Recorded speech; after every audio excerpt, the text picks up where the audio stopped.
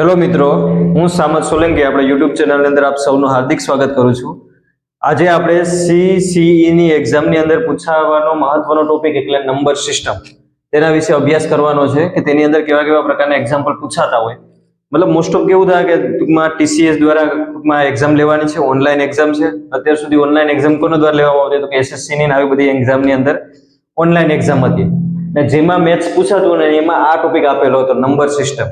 અને એની અંદર કેવા કેવા પ્રકારના એક્ઝામ્પલ પૂછાતા કે જે એક્ઝામ્પલ વિશે આપણે ચર્ચા કરવાની છે. ઓકે, મહત્વના છે. અત્યાર સુધી લગભગ તમે ક્યાંય ટૂંકમાં ભણ્યા નહીં હોય અથવા ગુજરાતની લગભગ મોસ્ટ ઓફ કોઈ એક્ઝામમાં પૂછાયેલા નથી, પણ હવે કેન્દ્ર સરકારની હારે પેટર્ન મિક્સ કરવામાં આવે એટલે કદાચ આવા પ્રકારના એક્ઝામ્પલ પૂછાઈ શકે. ઓકે, નંબર સિસ્ટમમાંથી.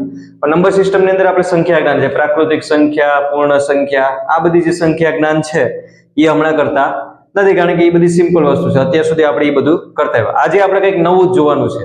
ઓકે, આખો વિડીયો જોજો પહેલેથી લઈ અને અંત સુધી. આજે ત્રણ ટોપિક તમને નવા જ શીખવા મળશે. તમને એવું લાગશે કે આવું ક્યારેય શીખ્યા નતા, એવા જ નવા ટોપિક સાથે આપણે વાત કરીએ. પહેલા તો ત્રણ ટોપિક ક્યાં ક્યાં છે? તો કે એકમ ડિજિટ ફાઇન્ડ કરવાનું, યુનિટ ડિજિટ ફાઇન્ડ કરવાનું, મતલબ એકમનો અંક તમને ઘણી વખત ગોતવાનું પૂછી શકે. જે કેન્દ્ર સરકારની એક્ઝામમાં વારંવાર આ પ્રકારના પ્રશ્ન પૂછાતો. બીજો સતત દશાંશ વાળો, ઓકે, કે જેની ઉપર બાર કરેલો હોય તો એની તમે કઈ રીતે સોલ્યુશન કરી શકો. ઓકે, અને શૂન્યની સંખ્યા ગોતવાનો પ્રશ્ન પૂછાય, મતલબ નંબર ઓફ ઝીરો ફાઇન્ડ કરવાનું કહી શકે. ઓકે, આવા પ્રકારના પ્રશ્ન પૂછાતા હતા. ઓકે, તમે ખાલી નામ સાંભળ્યું તો તમને એવું થયું હશે કે દસ આ નવો ટોપિક છે. જે બેન્કિંગ SSC ની તૈયારી કરતા હશે એના માટે લોકોને ખબર જ હશે કે આ પ્રકારના ટોપિક એક્ઝામની અંદર પૂછાય. ઓકે, પહેલો ટોપિક આપણે જોવાનો છે, એકમનો અંક ફાઇન્ડ કરવાનો છે. ધારો કે તમારી સામે કોઈ આવી કોઈ સંખ્યા આપી દે અને એમ કરો કે આ સંખ્યાનો ગુણાકાર કરો તો તમને એકમનો અંક શું મળે, આ ગોતવાનું કે. ઓકે, તો એનું સોલ્યુશન કઈ રીતે કરવાનું? સિમ્પલ સોલ્યુશન છે. કોઈ પણ સંખ્યાનો તમારી એકમનો અંક ગોતવો હોય તો એને એકમના અંક લઈ લેવાના. ઓકે, એની વચ્ચે જે પણ પ્રોસેસ હોય એ પ્રોસેસ કરવાની. ઓકે, આનો એકમનો અંક કેટલો છે? પેલી સંખ્યાનો 27, 28 નો તો કેટલો છે? 8. ઓકે, બીજી સંખ્યા છે તો એનો એકમનો અંક કેટલો છે? તો કે 1. ગુણાકાર નિશાની છે વચ્ચે. ઓકે, પાછી ગુણાકાર નિશાની. ત્રીજી સંખ્યાનો એકમનો અંક કેટલો છે? 2. અને છેલ્લી સંખ્યાનો એકમનો અંક કેટલો છે? 5. એટલે એકમનો અંક ફાઇન્ડ કરવા માટે તમને જે આખું ગુણાકારમાં આપેલું છે બધાનો ગુણાકાર કરવાનો નહીં, માત્ર તમારે શું લઈ લેવાનું? એકમનો અંક, અને પછી ગુણાકારની અંદર લખી નાખીએ. ઓકે, હવે આ બધાનો શું કરી દઈએ? ગુણાકાર. ઓકે, ગુણાકાર કઈ રીતે કરીશું? 5 દુ ને 10 ને 10 અઠ્ઠા કેટલા થઈ ગયા? 80 થઈ જાય. ઓકે, 5 દુ ને 10 અને 10 અઠ્ઠા 80. આ એક સાથે ગુણાકાર કરો તો કઈ ફેર પડે નહીં. તો અહીંયા એકમનો અંક આપણને શું મળી ગયો? એકમનો અંક આપણને શું મળ્યો? 0. ઓકે, 80 અને 8 અને 0 એટલે મતલબ એકમનો અંક શું થયો? 0. ઓકે, આ સિમ્પલ વસ્તુ. મતલબ આવી રીતે ગુણાકારની અંદર અમુક સંખ્યાઓ તમને આપેલી હોય અને તમને શું મેળવવાનો કે એનો એકમનો અંક. તો તમે એકમનો અંક કઈ રીતે મેળવી શકો? તો કે એકમનો અંક પોતે એનો ગુણાકાર કરી અને પછી લાસ્ટની અંદર તમને જવાબ મળી એકમનો અંક. ઓકે, આખો ગુણાકાર કરવા બેઠવાનું નહીં. ઓકે, હવે આ બીજો દાખલો જોઈએ. બીજા દાખલાની અંદર આપણે એકમનો અંક મેળવવાનો છે. એ કંઈક સાદુરૂપ રીતે આપેલી સંખ્યાઓ છે, તો એના માટે બસ સેમ ટુ સેમ પ્રોસેસ. કઈ રીતે પ્રોસેસ કરીશું આપણે? તો કે બધીમાંથી એકમનો અંક કાઢી લેવો. ઓકે, અહીંથી એકમનો અંક કાઢી લો એટલે 2, અહીંથી એકમનો અંક કાઢો એટલે 1 છે, એ બે ગુણાકારમાં છે, પ્લસ આ બે જગ્યાએથી એકમનો અંક કાઢો 3 ગુણ્યા અહીંથી એકમનો અંક કાઢો એટલે કેટલા થયા? 2 વત્તા. ઓકે, અહીંયાથી એકમનો અંક કાઢો 19001 ની અંદરથી કેટલા થાય? તો કે 1 અને ગુણ્યા 2. ઓકે, આ બધામાંથી મેં શું કર્યું? પેલા એકમના અંક બધાય લખી નાખ્યા. હવે કરી નાખીએ એનો ગુણાકાર. ઓકે, કેટલા થઈ ગયા? 2 એકુ 2 વત્તા 3 દુ 6 વત્તા કેટલા થાય? 2 એકુ 2. હવે આ બધાનો કરી દો સરવાળો. કેટલા થાય? 6 ને 2 8 ને 2 10. તો આનો એકમનો અંક શું મળશે? 0. ઓકે, તો આવી રીતે એકમનો અંક આપણે ફાઇન્ડ કરી શકીએ. ઓકે, એના પછી ત્રીજો દાખલો છે. આની અંદર તો ખાલી ગુણાકાર હતો, આની અંદર ગુણાકાર અને સરવાળો બે મિક્સ કરી દીધો. ત્યારે પણ હું લીધું આપણે એકમનો અંક. અહીંયા શું છે? ગુણાકાર, સરવાળો, બાદબાકી બધું મિક્સ છે. તો એના માટે કઈ અલગથી પ્રોસેસ કરવાની નહીં. જેમાં આપણે ભાગુસભા લગાડીએ કે પેલા ગુણાકાર કરીએ પછી સરવાળો કરીએ, ટૂંકમાં પેલા ભાગાકાર પછી ગુણાકાર પછી સરવાળો પછી આવું કઈ નહીં કરવાનું. એકમનો અંક જો તમને ગોતવાનું કે એટલે શું કરવાનું? તો કે એકમનો અંક લઈ લેવાનો. અહીંથી એકમનો અંક લઈ દો. 1 આવ્યો પ્લસ 8 માઇનસ 3. આ બેનો એકમનો અંક લાવો એટલે 5 ગુણ્યા 0. ઓકે, 5 ગુણ્યા 0. ઓકે, ગુણાકાર કરી નાખો. 3 એકુ 3 વત્તા 8 માઇનસ 3 વત્તા 0. 5 ને 0 આ સાથે કરો એટલે 0. ઓકે, હાલો સરવાળો બાદબાકી કરો. 8 ને 3 કેટલા થાય? બાકી આ 3 બે કેન્સલ કરી દો, કારણ કે આ +3 અને આ -3 બે કેન્સલ થઈ જાય એટલે જવાબ કેટલો આવી ગયો? 8 એટલે આ આખી સંખ્યાનો ગુણાકાર ભાગાકાર જે પણ કરો તમે છેલ્લે જવાબ આવશે ને એકમનો અંક કેટલો હશે? ઓકે, એક તો પેલા આના બેઠા બેઠા દાખલા પૂછે એની અંદર ઇમ્પોર્ટન્ટ છે, અને બીજો કઈ જગ્યાએ ઇમ્પોર્ટન્ટ તો કે ઘણી વખત તમને એક્ઝામની અંદર દાખલો આપેલો હોય એ તમારે સ્પીડમાં કરવો હોય, તો સ્પીડમાં કરવું હોય ત્યારે ચારે ચાર ઓપ્શન જે તમને આપેલા હોય, ધારો કે ચાર ઓપ્શન તમારે આવી રીતે આપેલા છે 3 4 8 3 5 6 અને 3 5 5. ઓકે, ચારે ચાર ઓપ્શન આવા આપેલા છે. જો આવી રીતે સ્પીડ ડેવલપ થાય, એક્ઝામ ની અંદર બધું કરવા જાવ તો કોઈ દી તમારા મેથ્સ પૂરું જ નહીં થાય, કારણ કે 35 પ્રશ્ન ટૂંકમાં 30 પ્રશ્ન મેથ્સ અને 40 પ્રશ્ન રીઝનિંગ. ઓકે, તો શું કરવાનું? ચારે ચાર નો એકમનો અંક અલગ છે, એટલે તમારે જે સાદુરૂપ કરવાનું હોય ને એનું કરી નાખવાનું, એકમનો અંક ગોતી લેવાનો. જો એકમનો અંક આ ચાર માંથી એક, ધારો કે તમે સાદુરૂપ આપ્યું આવી રીતે અને એકમનો અંક 6 આવ્યો એટલે કંઈ પણ જોયા વગર ડાયરેક્ટ આ ટીક કરી નાખો, તમારો જવાબ એ જ હશે, એની સિવાય બીજો કોઈ જવાબ હશે નહીં. ઓકે, તો એકમના અંકનો ફાયદો આ છે કે જ્યારે પણ તમારી પાસે ટાઈમ નહીં હોય એક્ઝામમાં અને તમારે કોઈ દાખલો સોલ્વ કરવો હોય સ્પીડમાં, તમે આવી રીતે કરી શકો એકમના અંક ઉપરથી. ઓકે, ઘણી બધી જગ્યાએ ટૂંકમાં એનું સોલ્યુશન થાય. આપણે એવા દાખલા પર સોલ્વ કરીશું, સાદુરૂપ વાળું ચેપ્ટર કરીશું ત્યારે એની અંદર સોલ્વ કરવાની ટ્રાય કરશું કે એકમના અંકના આધારે પ્રશ્નનું સોલ્યુશન તમે કઈ રીતે કરી શકો. ઓકે, આ વાત થઈ સિમ્પલ. હવે આવા દાખલા જ્યારે પૂછે, આવા એક્ઝામમાં પૂછાય, આવો પ્રશ્ન પૂછાડો અને તમને કીધું કે ભાઈ આનો એકમનો અંક શું થશે. ઓકે, આ પ્રશ્ન બે ની અંદર એકમનો અંક શું મળે. ઓકે, તો એના માટે એક સિમ્પલ રીત છે કે જે તમારે કરવાની છે. આ એના માટે હું થોડુંક લખી દઉં. જો કોઈ સંખ્યાનો એકમનો અંક જો 1 હોય ને એની ઉપર તમે ગમે એટલી ઘાત કરો એટલે એકમનો અંક શું મળે? 1 જ મળે. ઓકે, 5 હશે અને કોઈ ગમે એટલી ઘાત કરશું તો એકમનો અંક શું મળશે? 5 જ મળશે. આ બે વસ્તુ તો પેલા ફિક્સ જ રાખવાની. કોઈ પણ સંખ્યાની 1 હોય અને એના ઉપર તમે ગમે એટલી ઘાત રાખો એટલે કેટલો મળે? 1 જ મળે. 5 હોય અને એના ઉપર ગમે એટલી ઘાત કરો તો પણ કેટલો મળશે? 5 એટલે ફિક્સ. ધારો કે અહીં 5 હોત અને ગમે એટલી ઘાત હોત તો શું જવાબ આવે? 5 જ આવે. ઓકે, ધારો કે અહીં 1 હોત અને ગમે એટલી ઘાત હોત તો કેટલા જવાબ આવે? 1. ઓકે, એવી રીતે 6 1 યાદ રાખવાનું. 6 હોય અને એના ઉપર ગમે એટલી ઘાત હોય તો જવાબ કેટલો આવશે? 6 જ આવશે. ઓકે, આ ત્રણ વસ્તુને તમારે યાદ રાખવાની, 1 5 અને 6. એના ઉપર તમે ગમે એટલી ઘાત કરો એનો જવાબ કેટલો આવવાનો? સંખ્યા પોતે. હવે વાત કરીએ કે સાહેબ બીજી કોઈ સંખ્યા હોય, અહીંયા 2 છે, અહીંયા 3 છે, તો આવી સંખ્યા માટે શું કરવાનું? તો એના માટે એક સિમ્પલ રીત છે. ઓકે, કઈ રીતે કરવાનું? તો કે પહેલા તમારે કોઈ પણ જે સંખ્યા હોય ને એની ઘાત હોય ને એ ઘાતને 4 વડે ભાગવાની. 42 ભાગ્યા 4. ઓકે, આવી રીતે કરવાનું. પહેલા શું કરવાનું? ઘાત આપેલી હોય ઘાતને 4 વડે ભાગવાની. ઓકે, ઘાતને 4 વડે ભાગીએ એટલે 4 દાણ કેટલા થઈ ગયા? 40. કેટલા વધ્યા? 0 2. ઓકે, હવે ભાગ હાલે તો કે નહીં? પોઈન્ટમાં ભાગાકાર કરવાનો નહીં. હવે આપણો ભાગ હાલતો નથી. ઓકે, તો હવે આની અંદર કઈ રીતે લેવાનું? તો કે તમારી જેટલો પણ શેષ વધે, જો શેષ 1 વધ્યો હોય તો તમારે ઘાત મૂકવાની 1, શેષ 2 વધ્યો હોય તો ઘાત મૂકવાની 2, શેષ 3 મળે તો ઘાત મૂકવાની 3, અને શેષ જો 0 મળે તો ઘાત કેટલી મૂકવાની? 4. આ એક વસ્તુ યાદ રાખવાની. શેષ 1 મળે તો ટૂંકમાં આ જે સંખ્યા છે ને એકમના અંક ઉપર કેટલી ઘાત મૂકવાની? 1. શેષ 2 મળે તો એના એકમના અંક ઉપર 2 ઘાત. શેષ 3 મળે તો એના એકમના ઉપર 3 ઘાત. પણ જો શેષ 0 મળ્યો, આ યાદ રાખવાનું, શેષ 0 મળે અહીંયા તો ઘાત કેટલી આવશે? 4 ઘાત. કારણ કે 4 વડે આપણે ભાગીએ તો એથી આગળ તો શેષ મળવાનો નથી. ઘણા એને પ્રશ્ન થાય કે 5 શેષ મેળવ્યો હોય તો 5 મળે જ નહીં, કારણ કે કેટલા વડે ભાગીએ આપણે? 4 વડે, એટલે 5 કોઈ દી શેષ મળવાનો નથી. ઓકે, તો હાલો હવે કઈ રીતે કરશું? આપણે શેષ કેટલો મેળવ્યો? 2. તો અમારે શું કરવાનું? તો કે ડાયરેક્ટ છેલ્લો અંક લઈ લેવાનો 2. 2 ની ઉપર કેટલી ઘાત મૂકી દેવાની? 2. Okay, clear? હવે 2 ગુણ્યા 2 એટલે કેટલા થઈ ગયા? 4. એટલે આનો એકમનો અંક શું મળશે? 4. ઓકે, ડાયરેક્ટ આવી રીતે આપણે જવાબ લખી શકીએ. આવડી મોટી સંખ્યા હોય તો. ઓકે, આની વાત કરીએ. હાલો, 473 ની ઉપર કેટલી? 471 ઘાત. હવે તમને પ્રશ્ન પૂછ્યું કે આનો એકમનો અંક કેટલો હશે? તો આપણે પેલું શું કરવાનું? તો કે એની જે ઘાત છે આ ઘાતને કેટલા વડે ભાગી નાખવાની? 4 વડે ભાગવાની. એટલે 4 એકુ 4 એટલે 0, ઉપરથી ઉતાર્યા 7. ઓકે, 4 વડે ભાગો એટલે 4 એકુ 4, અહીં કેટલા વધ્યા? 3, ઉપરથી ઉતાર્યા 1. 4 4 હતા 28, 4 8 32 થઈ ગયા. ઓકે, 4 હતા 28 થઈ ગયા. ઓકે, આનો ભાગાકાર ટૂંકમાં બાદબાકી કરો એટલે કેટલા આવી ગયો? શેષ 3. ઓકે, શેષ 3 મેળવ્યો હોય ત્યારે શું કરવાનું? તો કે 3 જ લખવાના. શેષ 0 મળે ત્યારે જ આપણે 4 લખીશું, બાકી જેટલો પણ શેષ મળે એટલો લખી નાખવાનો. ઓકે, એટલે આનો એકમનો અંક હવે શું છે? તો કે 3. 3 ઉપર કેટલી ઘાત થઈ જાય? 3. ઓકે, 3 ની 3 ઘાત કરો એટલે કેટલા થયા? 27. એટલે એકમનો અંક શું થઈ ગયો? 7. ઓકે, તો આવી રીતે આ પ્રશ્નનું તમે સોલ્યુશન કરો. જો છેલ્લા પ્રશ્ન છે, મતલબ આની અંદર કઈ નથી.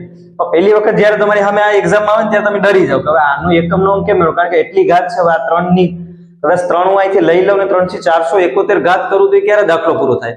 આવા દાખલાની અંદર કઈ હોતું નથી, સેકન્ડોની અંદર સોલ્વ થાય. એટલા માટે તમારી એક્ઝામની અંદર આવા પ્રકારના દાખલો પૂછાવાની સંભાવના વધારે રહેલી છે કે નંબર સિસ્ટમ જો ચેપ્ટર આપેલું છે એટલે આ પ્રકારના દાખલા પૂછાશે કે એ તમે આવી રીતે સોલ્વ કરી શકો. કેટલી બાબતો ધ્યાન રાખવાની? પહેલા તો આ 3 ને યાદ રાખવાના. 1 હોય ત્યારે 1, 5 હોય ત્યારે 5 અને 6 હોય ત્યારે 6 ડાયરેક્ટ લખી નાખવાનું. કદાચ ઘાતની લાઈન હોય ને તો પણ. બીજી એક બાબત હું તો કે પેલા ભાગાકાર કરવાનો ઘાતનો જો શેષ 1 મળે તો 1 લખવાનો, 2 મળે તો 2, 3 મળે તો 3, એ સિમ્પલ લખી નાખવાનું. પણ જો શેષ 0 મળ્યો તો કેટલી ઘાત લખવાની? 4 ઘાત લખવાની. Okay, clear? તો આ હતો યુનિટ ડિજિટ વાળો કન્સેપ્ટ. હજી 4-5 દાખલાઓ સોલ્વ કરીએ જેથી કરીને એ કન્સેપ્ટ તમારા મગજની અંદર વ્યવસ્થિત ક્લિયર થાય. ઓકે, 4-5 દાખલાઓ હવે જોઈએ. એકમ ડિજિટ વાળા લઈ ટૂંકમાં અલગ અલગ દાખલાઓ કે એની અંદર કઈ રીતે સોલ્યુશન કરવાનું. જો 0 થી શરૂઆત કર્યું તો અત્યારે ક્યાં પહોંચી જાઉં? આપણે છેલ્લો દાખલો તમે કહેશો એટલે એડવાન્સ લેવલ સુધી પહોંચી જાવ. મતલબ ફેક્ટોરિયલ વાળા દાખલા તમારા આની અંદર કન્ફર્મ થઈ જાય. પછી એવો કોઈ દાખલો બાકી જ નહીં રહે કે એક્ઝામ ની અંદર પૂછાય અને તમે આની અંદર રીત આપેલી ન હોય. ઓકે, પેલા દાખલાનું સોલ્યુશન કરીએ કે 4 ટૂંકમાં 47 02. ઓકે, એની ઉપર એટલી બધી ઘાત આપેલી છે. ઓકે, આનો એકમનો અંક તમારે મેળવવાનો છે. ઓકે, અહીંયા કઈ એટલી બધી ઘાત આપેલી છે, એનો એકમનો અંક મેળવો, આનો એકમનો અંક મેળવો. અને આની અંદર તો ફેક્ટોરિયલ આપેલા છે. ફેક્ટોરિયલ નો મતલબ શું થાય? ધારો કે હું આવી રીતે લખું કે 5 ફેક્ટોરિયલ, 5 ની બાજુમાં આવી નિશાની કરો, એનો મતલબ શું થાય? 5 ફેક્ટોરિયલ. એનો મતલબ શું થાય? 1 × 2 × 3 × 4 × 5. મતલબ આ 5 ફેક્ટોરિયલ નો મતલબ શું થાય? 5 સુધી સતત ગુણાકાર છે. એવી રીતે હું 50 ફેક્ટોરિયલ લખું તો 50 નો મતલબ શું થાય કે આ 1 થી લઈ અને 50 સુધી સતત બધાયનો ગુણાકાર, અને એ જે જવાબ મળે એ તમને 50 ફેક્ટોરિયલ નો જવાબ થાય. એટલે ફેક્ટોરિયલ નો મીનિંગ આવો થાય કે 1 થી લઈ અને એટલા સુધી ગુણાકાર. ઓકે, તો એ પ્રકારના દાખલા આપણે આની અંદર આવરી લીધા છે. ઓકે, પહેલેથી સોલ્યુશન કરવાની શરૂઆત કરીએ. ઓકે, પેલો એક્ઝામ્પલ છે, એમાં આપણે એકમનો અંક મેળવવાનો છે. ઓકે, ઘાતાંક એટલી બધી આપેલી છે. હવે ટૂંકમાં આ બધાયનો મેં તમને હમણાં શું કીધું કે ભાઈ ઘાતાંક હોય ને એને 4 વડે ભાગવાની. ઓકે, આવી રીતે આપણે વાત થઈ કે ઘાતાંક છે એને 4 વડે તમારે ભાગવાની. પણ એવડી મોટી સંખ્યાને હવે 4 વડે ભાગવા બેઠીએ તો ટૂંકમાં ટાઈમ આપણો વધારે જવાનો છે. તો આપણે શું કરશું? 4 ની ચાવી એપ્લાય કરી દેવું. 4 ની ચાવી શું થાય? તો કે કોઈ પણ સંખ્યાના છેલ્લા 2 અંકને જો તમે 4 વડે ભાગી શકતા હોય તો આપેલી સંખ્યાને પણ શું કરી શકતા હોય? 4 વડે ભાગી શકતા હોય. એટલે આખી સંખ્યાને 4 વડે ભાગવાની નહીં. કોને ભાગવાના? ખાલી છેલ્લા 2 અંકને. ઓકે, છેલ્લા 2 અંક કેટલા છે? તો કે 46. 46 ભાગ્યા 4. ઓકે, 4 × 1 = 4, 0 6, 4 × 1 = 4 એટલે કેટલા વધી ગયા? 0 2. એટલે આપણને શેષ કેટલો મળ્યો? તો કે 2. હવે કઈ રીતે લખતા હતા? તો કે અહીં જે શેષ મેળવ્યો હોય એકમનો અંક હોય એના ઉપર ઘાત કરી દેવાની. એકમના અંક ઉપર ઘાત કરી દો, 2 ની 2 ઘાત એટલે કેટલો મળી ગયો? 4. એકમનો અંક મને કેટલો મળી ગયો? Okay, clear? એટલે આવો અઘરો દાખલો હોય પણ તમે કેટલા 2 સ્ટેપની અંદર કમ્પ્લીટ કરી શકો. એટલે આમાં કેટલી લાગે? 15 સેકન્ડ જેટલો ટાઈમ લાગે. એટલે આવા દાખલા એક્ઝામમાં પૂછે નંબર સિસ્ટમ ચેપ્ટર હોય તો. ઓકે, હવે આને જોઈએ આપણે. હાલો, આ સંખ્યા આપેલી છે, આવી રીતે એની ઉપર ઘાતાંક છે. એમાં શું કરીશું આપણે? છેલ્લા 2 અંક લઈ લેવું. 20 ભાગ્યા 4. 4 પંચા કેટલા થઈ ગયા? તો કે 20. શેષ કેટલો મળી ગયો આપણને? 0 0. ઓકે, 0 0 શેષ મળે ત્યારે શું લેવાનું? કેટલી ઘાત લેવાની? 0 નહીં લેવાની. કેટલી લેવાની? 4 ઘાત લેવાની. ઓકે, 0 0 શેષ મળે ત્યારે 4 ઘાત, બાકી ગમે એટલો શેષ મળી પોતે ઘાત તરીકે મૂકી દેવાની. ઓકે, તો અહીં છેલ્લો અંક કયો છે? તો કે 3. 3 ઉપર કેટલી ઘાત થઈ ગઈ? 4. 3 ની ઉપર 4 ઘાત કરો એટલે કેટલા થાય? 81. 81 માં એકમનો અંક કયો થાય? 1. કેટલો મેળવો? 1. એટલે આવી રીતે તમે એકમનો અંક મેળવી શકો. ઓકે, આ એક્ઝામ્પલ છે. હવે જો આ એક્ઝામ્પલમાં કઈ જોવા પૂરતું જ નથી. મેં તમને શું કીધું? 1 5 અને 6. ઓકે, 1 5 અને 6 જો એકમના સ્થાન ઉપર હોય તો ડાયરેક્ટ જોયા વગર લખી નાખવાનું. એનો એકમનો અંક શું આવે? એકમનો અંક માથે ગમે એટલી ઘાતાંક હોય કેટલો આવશે? 6 પોતે જ આવે. અહીં કેટલા છે એકમનો અંકમાં? 6. એટલે આ દાખલો કોઈ સોલ્વ કરવાની જરૂર પડે નહીં. 1 હોય તો ડાયરેક્ટ 1 લખી નાખવાનું, 5 હોય તો ડાયરેક્ટ 5 લખી નાખવાનું, 6 હોય તો હું લખી નાખવાનું ડાયરેક્ટ 6. એકમનો અંક એ કન્ફર્મ છે. ઓકે, તો આવી રીતે સોલ્યુશન કરી શકીએ. ઓકે, હવે આની અંદર જાય તો આ દાખલા તો એના કરતા હેલા છે, દેખાવમાં અઘરા છે. એ દાખલો સોલ્વ કરો બધાય કરતા હેલો. ઓકે, કઈ રીતે હેલો? તો કે જ્યારે તમે 4 ફેક્ટોરિયલ કરતા વધુ જાઓ, વધુ હોય ત્યારે એનો શેષ હંમેશા 0 જ મળે. ઓકે, આ એક ગણિતનો નિયમ છે કે 4 ફેક્ટોરિયલ કરતા વધારે ફેક્ટોરિયલ હશે ત્યારે એનો શેષ કેટલો મળશે? 0. મતલબ ગમે એ છે, ધારો કે હું એમ કહું કે મારે 5 વડે કોઈ સંખ્યાને 5 વડે ભાગવી ને તો 5 ફેક્ટોરિયલ ને હું 5 વડે ભાગી શકું. ઓકે, 4 વડે ભાગવી હોય તો 4 ફેક્ટોરિયલ હોય તો એને હું 4 વડે ભાગી શકું. ઓકે, આવો એક નિયમ છે. એવી રીતે અહીંયા કેટલા છે? ટૂંકમાં 123 ફેક્ટોરિયલ છે. મતલબ આપણે કેટલા વડે ભાગવાનું છે? 4 વડે. ઓકે, તો 4 ફેક્ટોરિયલ કરતા જો વધારે ફેક્ટોરિયલ હોય, મતલબ આવી નિશાની છે શું છે ફેક્ટોરિયલ ની, કોઈ પણ સંખ્યામાં 4 ફેક્ટોરિયલ કરતા વધારે ફેક્ટોરિયલ હોય એટલે એને તમે 4 વડે નિશેષ ભાગી શકો. હવે આપેલી જો ઘાતને 4 વડે તમે ભાગી શકતા હોય તો આપણે એની ઉપર ઘાતાંક કેટલી મૂકીએ, 4 મૂકીએ, કારણ કે શેષ કેટલો મળશે હંમેશા 0. ઓકે, 4 ફેક્ટોરિયલ કરતા વધુ ફેક્ટોરિયલ હશે તો શેષ 0 મળશે. શેષ 0 મળે એટલે છેલ્લા અંક ઉપર આપણે કેટલી ઘાતાંક મૂકવાની આવે, 4 ઘાતાંક. ઓકે, તો 9 ની ઉપર 4 ઘાતાંક મેળવો. ઓકે, તો ગુણાકાર કરવાનો, તો ગુણાકાર 2 વખત કરી નાખે. જો 9 ની ઉપર વર્ગ કરી દઈએ અને 9 ની ઉપર વર્ગ કરી દઈએ, કારણ કે 4 વખત ગુણાકાર આપણે કરવો પડે નહીં. તો 9 9 કેટલા થાય 81, અહીંયા 9 × 9 એટલે 81. હવે આ બે નો ગુણાકાર કરી દો તો 1 × 1 બરાબર કેટલો મળી ગયો, 1. એટલે એકમનો અંક શું મળી ગયો આપણને, 1 મળી ગયો. Okay, clear. એટલે આવી જ્યારે મોટી સંખ્યા આવે ને પછી 4 વખત 9 નો ગુણાકાર કરવા એક્ઝામ્પલ નો બે તો પછી ટાઈમ વયો જાય. મેઇન વસ્તુ શું છે, આપણે 70 પ્રશ્ન ગણિત રીઝનિંગના સોલ્વ કરવાના છે. ઓકે, કલાકની અંદર. ને પાછું ટૂંકમાં આપણે જે અંગ્રેજી અને ગુજરાતી તો છે, એટલે આવું જ્યારે આવે ત્યારે બે ભાગની અંદર ડિવાઈડ કરી દીધું. એટલે 9 નો વર્ગ 81, 9 નો વર્ગ કેટલો થઈ ગયો 81, 1 × 1 એટલે કેટલો થઈ ગયો. ઓકે, એના પછીનો સોલ્વ કરીએ. ઓકે, આ તો હવે સોલ્વ થઈ જાય. અહીં ફેક્ટોરિયલ કેટલા કરતા વધારે છે, તો કે 4 કરતા વધારે છે. ઓકે, 4 કરતા વધારે ફેક્ટોરિયલ હોય તો આપણે કઈ રીતે કરી શકીએ, તો કે ભાઈ તો 0 આવે. ઓકે, 4 કરતા વધુ ફેક્ટોરિયલ હોય ત્યારે શેષ કેટલો આવે, 0. 0 શેષ આવે એટલે કેટલી ઘાત મૂકવાની, 4. ઓકે, 3 ની ઉપર 4 ઘાત કરો એટલે કેટલો આવે 81. તો આન્સર કેટલો આવશે આનો, એકમનો 1 મળશે. Okay, clear. એટલે આ કન્સેપ્ટ હતો એકમના અંક વાળો. હવે તમારી સામે કોઈ પણ એક્ઝામ્પલ આવે એકમનો અંક શોધવાનું કે એટલે તમે આરામથી મેળવી શકો. ગમે એટલી ઘાત હોય, ઘાતની ઉપર ઘાતાંક હોય અથવા ફેક્ટોરિયલ વાળી ઘાત હોય તો પણ તમે એકમનો અંક મેળવી શકો. ટોટલ કેટલી પ્રકાર, તો કે 3 પ્રકારના આપણે એક્ઝામ્પલ કર્યા. પહેલો પ્રકાર કયો, તો કે સિમ્પલ એકમનો અંક મેળવવા માટે ગુણાકાર, ભાગાકાર, સરવાળો, બાદબાકી સિમ્પલ આપેલ હોય ત્યારે કઈ રીતે કરવાનું. બીજા નંબર ઉપર કેવું કર્યું, તો કે એની ઉપર ઘાતાંક, સામાન્ય ઘાતાંક આપેલી હોય ત્યારે, તો કે ત્યારે 4 વડે ભાગવાનું. 4 વડે ભાગતા જો શેષ 1, 2 અને 3 મળે તો એને ઘાત સ્વરૂપે છેલ્લા અંક ઉપર મૂકી દેવાની, એકમના અંક ઉપર. અને જો શેષ 0 મળે તો કેટલી ઘાત મૂકવાની, 4. ઓકે, અને ત્રીજા નંબર ઉપર ફેક્ટોરિયલ વાળો જ્યારે પણ પ્રશ્ન પૂછાય અને 4 ફેક્ટોરિયલ કરતા જો વધારે હશે તો શું કરી દેવાનું, ડાયરેક્ટ શેષ 0 આવે અને એને કેટલા વડે ભાગી નાખવાનું, ઉપર કેટલી ઘાત મૂકી દેવાની, 4. અને એનું સાદું રૂપ આપી અને એકમનો અંક મેળવી લેવાનો. Okay, clear. તો અહીંયા આપણો જે એકમના અંક વાળો જે કન્સેપ્ટ છે એ કન્સેપ્ટ આખો કમ્પ્લીટ થાય. ઓકે, હવે પછી નેક્સ્ટ જોશું આપણે કયો, સતત દશાંશ વાળી સંખ્યા, કે સતત દશાંશ વાળી સંખ્યાને આપણે કઈ રીતે સોલ્યુશન કરી શકીએ. ઓકે, હવે આપણે નેક્સ્ટ બીજો ટોપિક જોવાનું છે, કયો છે સતત દશાંશ સંખ્યાઓ. સતત દશાંશ સંખ્યા એટલે આવી રીતે કઈક દશાંશ સંખ્યાઓ આપેલી હોય અને એનું સોલ્યુશન આપણે કઈ રીતે કરી શકીએ એના વિશે વાત કરીએ. ઓકે, પહેલી વસ્તુ તો એ કે આવી રીતે જો કોઈ સંખ્યાઓ આપેલી હોય એને કયા સ્વરૂપની અંદર આપણે લખી શકીએ. કઈ રીતે, તો કે એક પેલો પોઈન્ટ પછીની સંખ્યા સતત રિપીટ થતી હોય. ઘણી વખત તમે ભાગાકાર કરતા હશે ત્યારે તમે આવી સંખ્યા જોઈ હશે કે પોઈન્ટ પછી 3 3 3 3 આવી રીતે સતત રિપીટ થાય જ રાખે. ઓકે, આવી રીતે સતત કોઈ સંખ્યા અનંત સુધી રિપીટ થતી હોય તો એના ઉપર એક નિશાની કરવામાં આવે જેને કહેવાય બાર. ઓકે, આવી રીતે તમે નિશાની કોઈ સંખ્યા ઉપર જો એનો મતલબ એ થાય કે આ 3 થી સતત રિપીટ થાય. પોઈન્ટ પછી 3 ની ટૂંકમાં આખી એક લાઈન અનંત સુધી ફેલાયેલી છે. ઓકે, એની ઉપર જો બાર કરી દો એટલે આ ટૂંકા સ્વરૂપની અંદર તમે દર્શાવી દો. એવી રીતે આ સંખ્યાને મારે લખવું હોય તો કઈ રીતે લખી શકું, તો કે 0 પોઈન્ટ રિપીટ કોણ થાય, તો કે 76 આખા. તો 76 ઉપર શું કરી દેવાનું, 12. મતલબ 76 ઉપર આવી 12 જેવી નિશાની કરી દેવાની. ગણિતની ભાષામાં એને 12 કહેવાય. ઓકે, આની અંદર જો તો આની અંદર કેટલા રિપીટ થાય, તો કે 479 બધા રિપીટ થાય એટલે બધા ઉપર શું કરી દીધું, 12 કરી દીધું.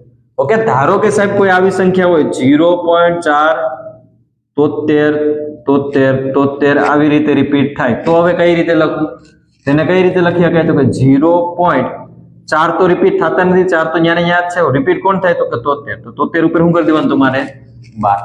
Okay, clear. એટલે આ 12 સ્વરૂપે લખી શકાય આવી રીતે કે જે સંખ્યા પર સતત રિપીટ થતી હોય રિપીટ થતી સંખ્યાને તમે માથે 12 કરી દો, મતલબ એનું થઈ ગયું રિપીટેશન થઈ ગયું. આ એક સિમ્બોલિક ભાષામાં તમે દર્શાવી શકો.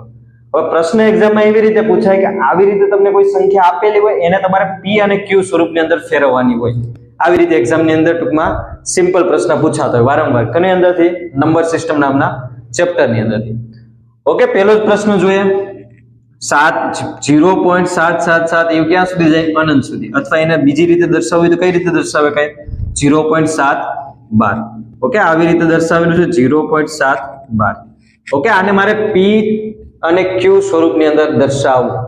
ઓકે, પી અને ક્યુ સ્વરૂપની અંદર દર્શાવવા માટે હું આને કઈ રીતે લખી આપું? તો કે જેના ઉપર બાર કરેલો છે એ સંખ્યા પહેલા લખવાની અને એના છેદમાં કેટલા લખી નાખવાના? 9. ઓકે, આવી રીતે.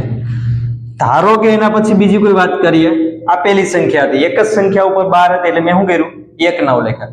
જો બે સંખ્યા ઉપર બાર હોય તો 2 નવડા, ત્રણ સંખ્યા ઉપર બાર હોય તો 3 નવડા.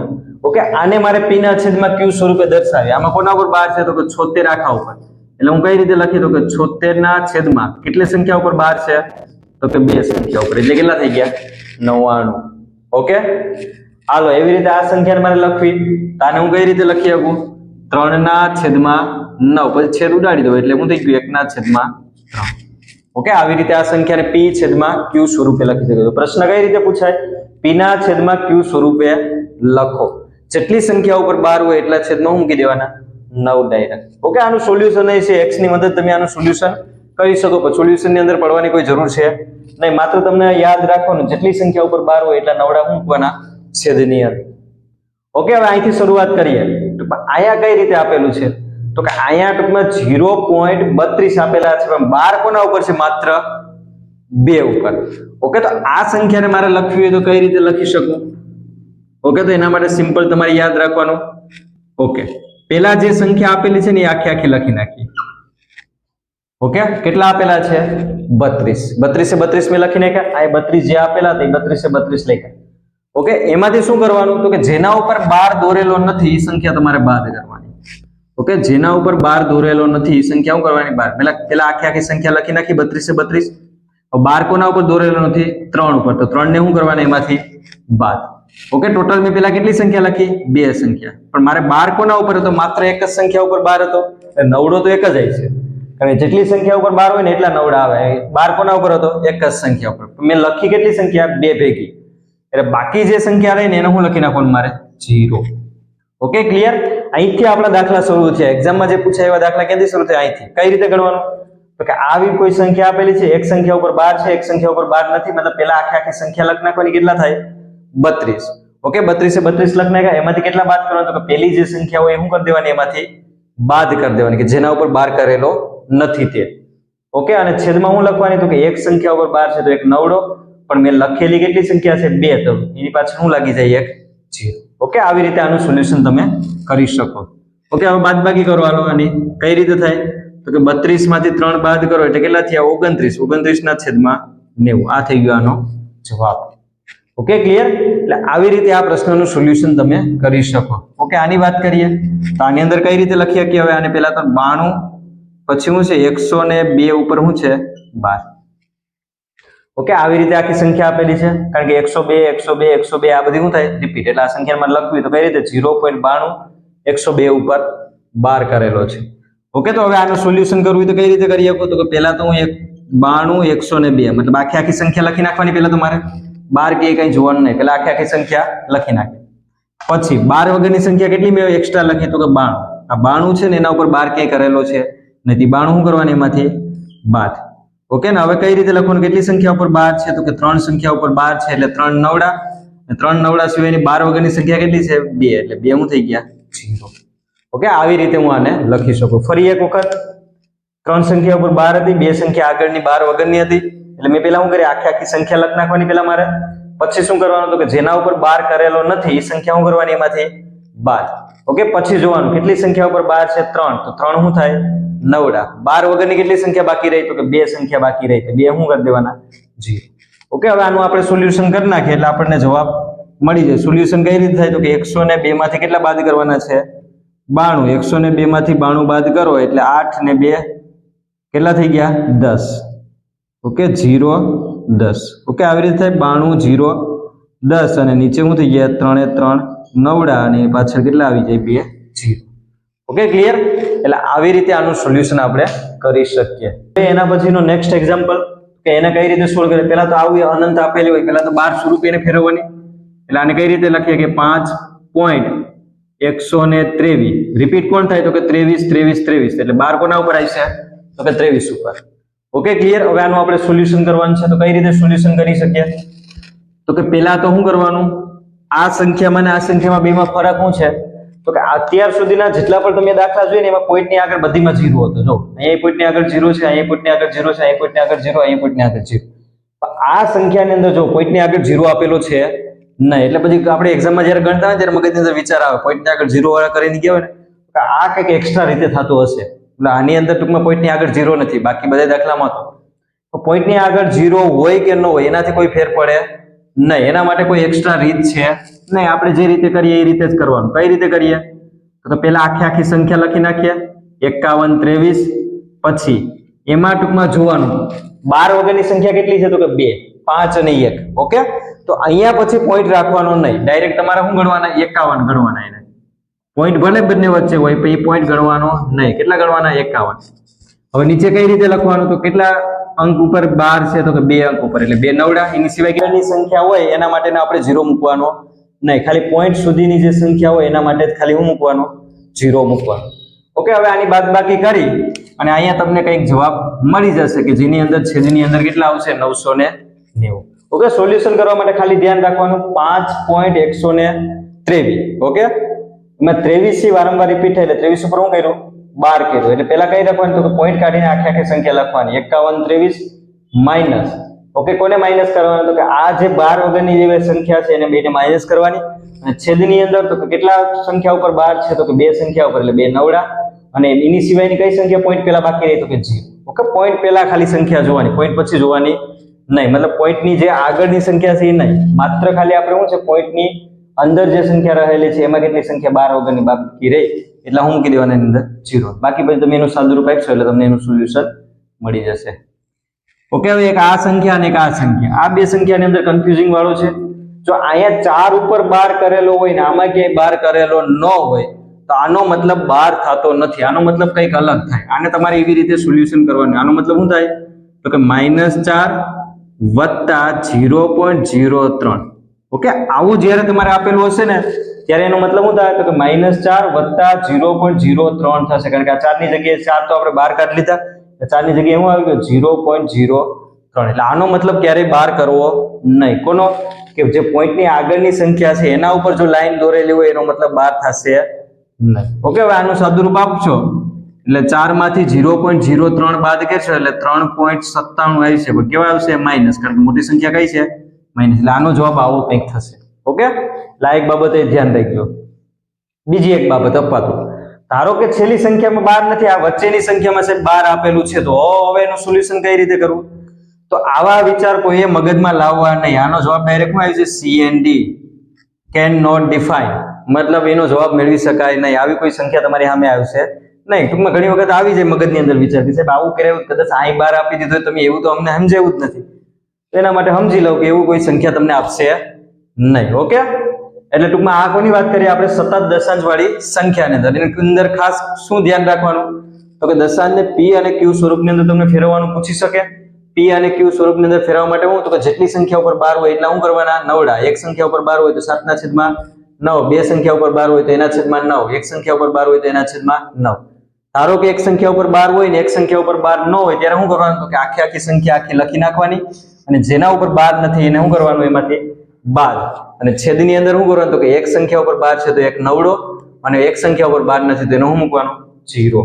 ઓકે, એવી રીતે ધારો કે એટલી બધી સંખ્યા આપેલી છે જેમાં 3 સંખ્યા ઉપર 12 છે તો 3 નવડા છેદમાં આવી છે, બે સંખ્યા ઉપર 12 નથી એટલે બે 0 કર્યા, એટલે આખી સંખ્યા લખી અને પછી જેના ઉપર 12 નથી એને શું કર્યું બાદ કર્યું. ઓકે, એવી રીતે ધારો કે પોઈન્ટની આગળ કોઈ સંખ્યા આપેલી હોય અને એની વાત કરવાની તો એમાં સિમ્પલ એ જ રીત લાગુ પડે. એટલે આખી સંખ્યા લખો, જેના ઉપર 12 નથી બે સંખ્યાને બાદ કરો, અને છેદની અંદર બે સંખ્યા ઉપર 12 છે એટલે બે નવડા, અને પોઈન્ટ આગળ કેટલી સંખ્યા બાકી રહી તો 1, તો એને હું મૂકી દીધું 0, અને એનું સાદુરૂપ આપવાનું. આવી રીતે બે સંખ્યા હોય તો આનું કઈ મળે નહીં કોઈ દિવસ સાદુરૂપ. આના માટે શું કરવાનું તો કે માઇનસ આગળ લખી એનો મતલબ શું થાય -4 વત્તા 0.03, એટલે આની બાદબાકી કરવાની થાય એટલે શું થાય -3.97. Okay, clear? તો નંબર સિસ્ટમ આધારિત જે બે ટોપિક મહત્વના હતા, કયો એકમનો અંક કઈ રીતે ફાઇન્ડ કરવો અને સતત દશાંશ વાળો જે પ્રશ્ન પૂછાય આ પ્રશ્નનું સોલ્યુશન આપણે કર્યું. અને આ પ્રશ્ન છે માત્ર આના પૂરતા સીમિત નથી, નંબર સિસ્ટમ પૂરતા. જ્યારે પણ તમે સાદુરૂપ વાળા દાખલા કરશો, સિમ્પ્લિફિકેશન લખેલું છે આપણા કોર્સની અંદર, આ સાદુરૂપ વાળા દાખલા કરશો ત્યારે એની અંદર આનો ઉપયોગ થશે, કારણ કે સાદુરૂપ વાળાની અંદર આ એડ કરી શકાય. ઓકે, તો ત્યારે પણ એની અંદર એડ કરીને તમને પ્રશ્ન એક્ઝામની અંદર પૂછી શકે, તો એના માટે તમારે તૈયાર રહેવાનું. ઓકે, હવે આ ટૂંકમાં આપણો જે નંબર ઓફ શૂન્ય વાળો, નંબર ઓફ 0 વાળો પ્રશ્ન આજે કરાવો તો હવે નેક્સ્ટ વિડીયોની અંદર, કારણ કે હજી આની વગર ઘણા બધા ટોપિકો બાકી રહે, તેની અંદર આપણે નંબર ઓફ શૂન્ય મતલબ 0 ની સંખ્યા કઈ રીતે ફાઇન્ડ કરી શકીએ, આ પ્રકારના પ્રશ્ન અને થોડાક બેઝિક જે નંબર સિસ્ટમ છે એના આધારિત ઘણા બધા પ્રશ્નો પૂછાય. ઓકે, કો પ્રાઇમ સંખ્યા કોને કહેવાય, ને થીન પ્રાઇમ સંખ્યા કોને કહેવાય, ને સતત સંખ્યા કોને કહેવાય, પછી નંબર ઓફ ફેક્ટર કોને કહેવાય, નંબર ઓફ ફેક્ટર તમે કઈ રીતે મેળવી શકો, તો ઘણા બધા મુદ્દાઓ હજી નંબર સિસ્ટમની અંદર બાકી રહે. તો નેક્સ્ટ વિડીયોની અંદર આપણે શૂન્યની સંખ્યા કઈ રીતે મેળવી એના વિશે અને એ સિવાયના જે નાના નાના ટોપિક છે એના વિશે વાત કરીશું. ઓકે, તો આ વિડીયો અહીંયા સુધી રાખીએ. ને આ સિવાય તમારા લોકોને જો કોઈ રીઝનિંગ શીખવાની ઈચ્છા હોય, રીઝનિંગની અંદર જે સી ની અંદર જે પૂછાવાનું છે એની અંદર ફાવટ ન હોય, તો આપણી જે વિવેકાનંદ નામની એપ્લિકેશન છે જે ડિસ્ક્રિપ્શન બોક્સની અંદર આપણે મૂકી દઈશું, એ એપ્લિકેશનની વિઝિટ લઈ અને એની અંદર મારો જ કોર્સ મૂકેલો છે રીઝનિંગનો સ્પેશિયલ, એ કોર્સનો પરચેઝ કરી અને તમે એની અંદરથી રીઝનિંગ આરામથી શીખી શકશો. ઓકે, અહીંયા સુધી રાખીએ. જય ભારત.